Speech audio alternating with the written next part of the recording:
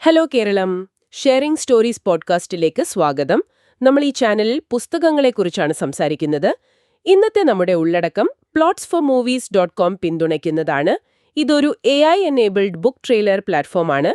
അവിടെ നിങ്ങൾക്ക് പുസ്തകങ്ങൾ വാങ്ങുന്നതിന് മുൻപ് അതിനെക്കുറിച്ച് നന്നായി മനസ്സിലാക്കാൻ 1 മിനിറ്റ് ദൈർഘ്യമുള്ള ട്രെയിലറുകൾ കാണാം. അപ്പോ ഇന്ന് നമ്മൾ സംസാരിക്കുന്നത് ഒരു ഇതിഹാസത്തെക്കുറിച്ചാണ്. J.R.R. ടോൾക്കീന്റെ the lord of the rings. നമുക്ക് നമ്മുടെ കയ്യിലുള്ള വിവരങ്ങൾ വെച്ച് ഈ കഥയുടെ ഒരു കാതൽ എന്താണെന്നൊന്ന് നോക്കാം, അല്ലേ?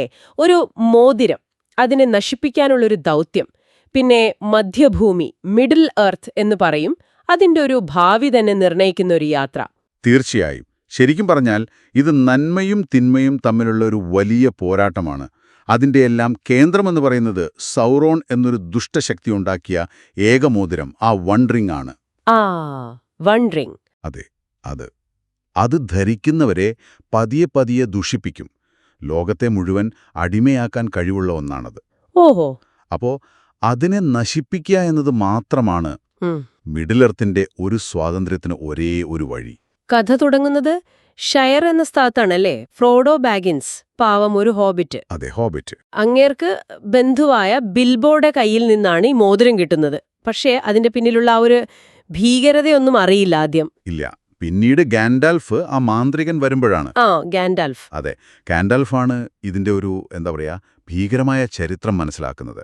എന്നിട്ട് പറയാണ്, ഇത് ഉണ്ടാക്കിയ അതേ സ്ഥലത്ത്, അതായത് മൗണ്ട് ഡൂം എന്ന അഗ്നിപർവ്വതത്തിൽ തന്നെ കൊണ്ടുപോയി ഇതിനെ നശിപ്പിക്കണം. അതൊരു വലിയ ദൗത്യമാണല്ലോ. അതിനാര് പോവും? അതെ, അതിനായിട്ട് ഒരു സംഘം, ഒരു ഫെലോഷിപ്പ് രൂപീകരിക്കുകയാണ്. ഹോബിറ്റുകളുണ്ട്, ഫ്രോഡോ, പിന്നെ കൂട്ടുകാരൻ സാം, മെറി, പിപ്പിൻ, പിന്നെ മനുഷ്യരായ അരഗോൺ, ബോറോമിർ, ഒരു എൽഫുണ്ട്, ലെഗോലാസ്, ഡ്വാർഫ് ഗിംലി, പിന്നെ തീർച്ചയായും ഗാൻഡാൽഫും. ഓക്കെ, അപ്പോ ഇത്രയും പല വർഗത്തിൽപ്പെട്ടവർ ഒന്നിക്കുകയാണ് അല്ലേ? ഹോബിറ്റ്, മനുഷ്യൻ, എൽഫ്, dwarf. Bring your book to life with AI. Plotsformovies.com helps you create movie-like trailers for your book, allowing filmmakers to visualize your story just the way you imagined it while writing. Enhance the storytelling experience to a whole new level with realistic characters, immersive voiceovers, and cinematic sound effects. No more boring stock images or generic clips. Captivate your audience, spark curiosity, make readers and filmmakers eager to explore more. Plotsformovies.com, where your story becomes cinema. അതെ, അതാണ് ഇതിലെ ഒരു പ്രധാന കാര്യം. സാധാരണ അത്ര ചേർച്ചയില്ലാത്ത ഈ വിഭാഗങ്ങളൊക്കെ ഒരു പൊതു ലക്ഷ്യത്തിനു വേണ്ടി ഒന്നിക്കുന്നു. ശത്രുവിനെതിരെ ഒന്നിക്കേണ്ടതിന്റെ ഒരു പ്രാധാന്യം.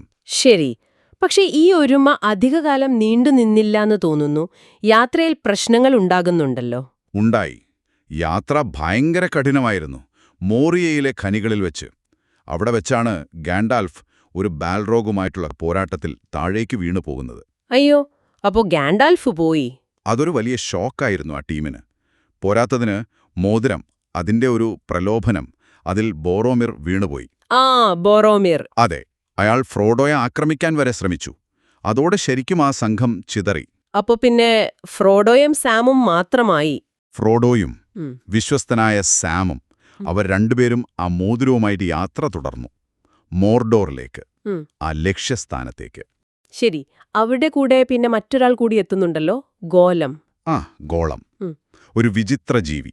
മുമ്പ് ആ മോതിരം കയ്യിലുണ്ടായിരുന്ന ആളാണ്. മോതിരത്തോടുള്ള ഒരു അടങ്ങാത്ത ആഗ്രഹം കാരണം ഇവരുടെ പിന്നാലെ കൂടുന്നതാണ്. ഒരു വഴികാട്ടിയായിട്ടൊക്കെ വരുന്നുണ്ടെങ്കിലും ഉദ്ദേശം അത്ര നല്ലതല്ല. അല്ല, എപ്പോ വേണമെങ്കിലും ചതിക്കാം. ഓക്കെ, അപ്പൊ ഈ ഫ്രോഡോയും സാമും ഈ അപകടം പിടിച്ച് യാത്ര പോകുമ്പോൾ മറ്റുള്ളവരെന്ത് ചെയ്യുകയായിരുന്നു? അരഗോൺ, ലെഗോലാസ്, ഗിംലി. അവർക്ക് വേറൊരു ദൗത്യം വന്നു. ഓർക്കുകൾ മെറിയെയും പിപ്പിനെയും തട്ടിക്കൊണ്ടുപോയി. അവരെ രക്ഷിക്കാനായിട്ട് ഇവർ 3 പേരും പിന്നാലെ പോയി. ആ യാത്ര അവരെ റൊഹാനിലേക്കും പിന്നെ ഫാങ്കോൺ ഫോറസ്റ്റിലേക്കും എത്തിച്ചു. അവിടെ വെച്ചാണ് അവർ മരമനുഷ്യരായ എൻഡുകളെ കാണുന്നത്. എൻഡുകളോ? അതെ, ഈ എൻഡുകൾ ഉണർന്ന് ദുഷ്ടമാന്ത്രികനായ സർമാൻ, അയാളുടെ ശക്തികേന്ദ്രമായ ഐസൻഗാർഡ്, അത് തകർത്തു കളഞ്ഞു. അത് വലിയൊരു കാര്യമായല്ലോ. തീർച്ചയായും. അതിനിടയിൽ നമ്മൾ മരിച്ചുവെന്ന് കരുതിയ ഗാൻഡാൽഫ്, അദ്ദേഹം കൂടുതൽ ശക്തിയോടെ ഗാൻഡാൽഫ് ദ വൈറ്റായി തിരിച്ചു വന്നു. കൊള്ളാം. എന്നിട്ട് ഗാൻഡാൽഫും അരഗോണുമൊക്കെ ചേർന്ന് റോഹാനിലെയും ഗോണ്ടോറിലെയും രാജ്യങ്ങളെ ഒന്നിപ്പിച്ച് സൗറോണിന്റെ വലിയ സൈന്യത്തിനെതിരെ യുദ്ധം നയിച്ചു.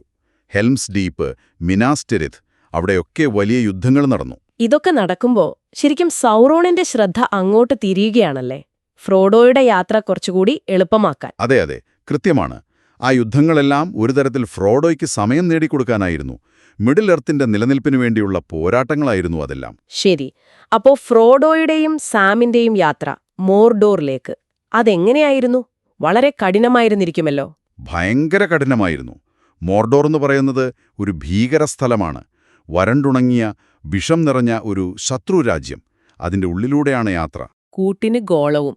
സഹായമാണോ ഉപദ്രവമാണോ എന്ന് പറയാൻ പറ്റാത്ത അവസ്ഥ.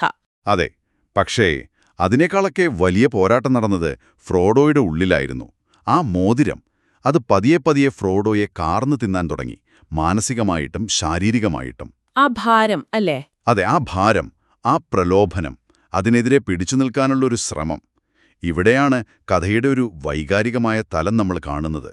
ഒരു സാധാരണ ഹോബിറ്റ് ലോകത്തിന്റെ ഭാവിയുടെ ഭാരം ചുമക്കുന്നു. പക്ഷെ കൂടെ സാം ഉണ്ടായിരുന്നു.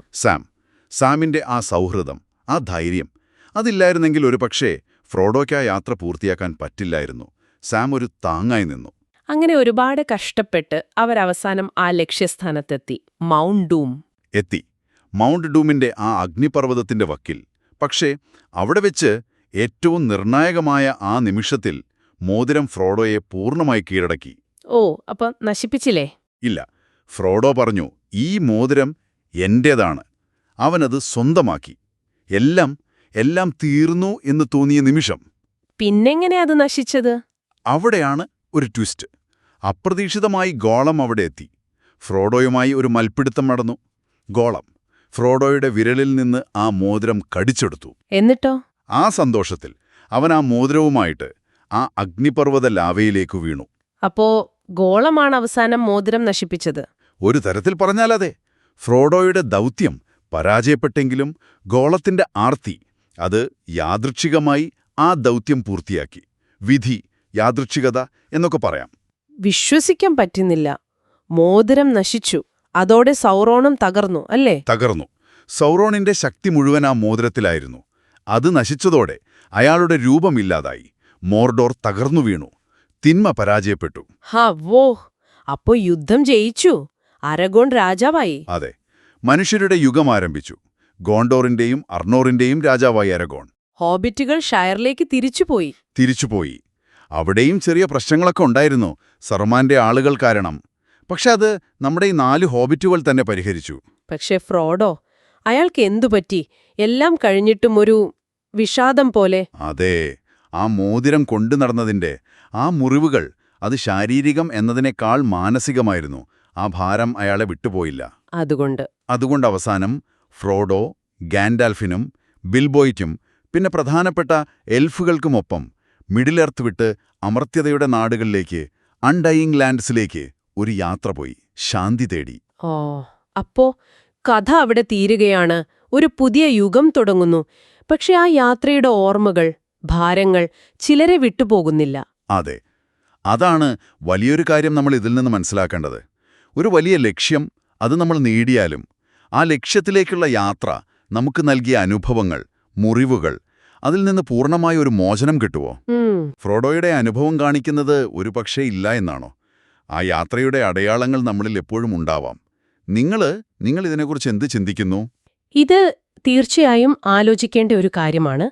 ഈ ഇതിഹാസയാത്രയുടെ ഒരു ചെറിയ ഭാഗമാണ് നമ്മൾ ഇന്ന് ചർച്ച ചെയ്തത്. ഈ പുസ്തകം വായിക്കാൻ താൽപ്പര്യമുണ്ടെങ്കിൽ താഴെ ഡിസ്ക്രിപ്ഷനിലുള്ള ലിങ്ക് ഉപയോഗിച്ച് വാങ്ങാവുന്നതാണ്. ഞങ്ങളുടെ ചാനൽ സബ്സ്ക്രൈബ് ചെയ്യാനും ഞങ്ങളെ പിന്തുണയ്ക്കാനും മറക്കരുത്. അടുത്ത തവണ മറ്റൊരു കഥയുമായി വീണ്ടും കാണാം. നന്ദി. Bring your book to life with AI.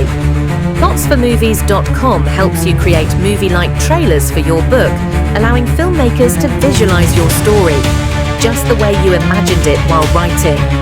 Enhance the storytelling experience to a whole new level with realistic characters, immersive voiceovers, and cinematic sound effects. No more boring stock images or generic clips. Captivate your audience, spark curiosity, make readers and filmmakers eager to explore more. plotsformovies.com, where your story becomes cinema.